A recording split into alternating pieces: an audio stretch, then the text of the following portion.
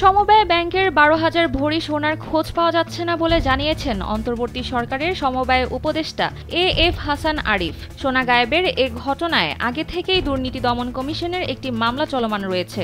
সেখানে ৭,০০০ ভরির কিছু বেশি সোনার খোঁজ না পাওয়ার কথা বলা হয়েছিল। মামলায় সোনা প্রকৃত গ্রাহককে না দিয়ে আত্মসাতের অভিযোগ আনা হয়। এই ঘটনায় খোঁজ না পাওয়া সোনার প্রকৃত পরিমাণ নিয়ে তৈরি হয়েছে নানান প্রশ্ন। গেল ২৯ সেপ্টেম্বর অন্তর্বর্তী সরকারের উপদেষ্টা হাসান আরিফ বলেন, গ্রাহকের রাখা ১২,০০০ ভরি সোনার খোঁজ পাওয়া যাচ্ছে না। সমবায় ব্যাংকের বহু সম্পত্তি বেদখল হয়ে আছে। যারা একসময় ব্যাংকে ছিলেন তারাই এগুলো বেদখল করে রেখেছে। একমাত্র ওয়ালটন এসি দিচ্ছে ১ বছরের রিপ্লেসমেন্ট গ্যারান্টি। ব্যাংকটির কর্মকর্তারা জানিয়েছেন, সোনা গায়েব হয়ে যাওয়ার ঘটনাটি ২০২০ সালের এবং প্রায় ৮,০০০ ভরি সোনা কয়েকজন কর্মকর্তার যোগসাজশে ভুয়া গ্রাহকরা তুলে নিয়ে গেছে এবং ব্যাংক থেকে ২,৩১৬ জন গ্রাহকের বন্ধক রাখা ৭,৩৯৮ ভরি ১১ আনা সোনা আত্মসাতের চেষ্টা করেছে, যার তখনকার বাজার মূল্য ৪০,৮,৬০,০০০ টাকা।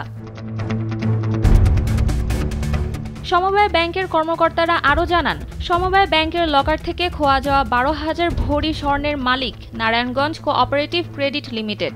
তারা তাদের গ্রাহকদের স্বর্ণ বন্ধক রেখে ব্যাংক থেকে প্রায় ১২ কোটি টাকা নিয়েছিল, যার সুদের পরিমাণ ১০ কোটি টাকায় দাঁড়িয়েছে।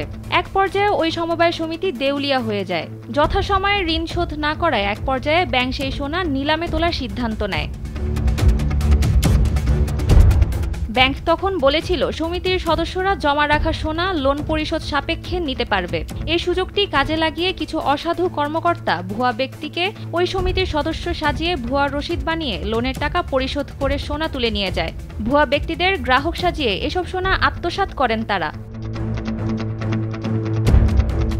ব্যাংকটির ভারপ্রাপ্ত মহাব্যবস্থাপক ও প্রধান নির্বাহী কর্মকর্তা মোহাম্মদ আহসানুল গনি জানান, ওই ঘটনায় ব্যাংকের একটি চক্র জড়িত ছিল এবং তদন্তের মাধ্যমে তাদের চিহ্নিত করা হয়েছে।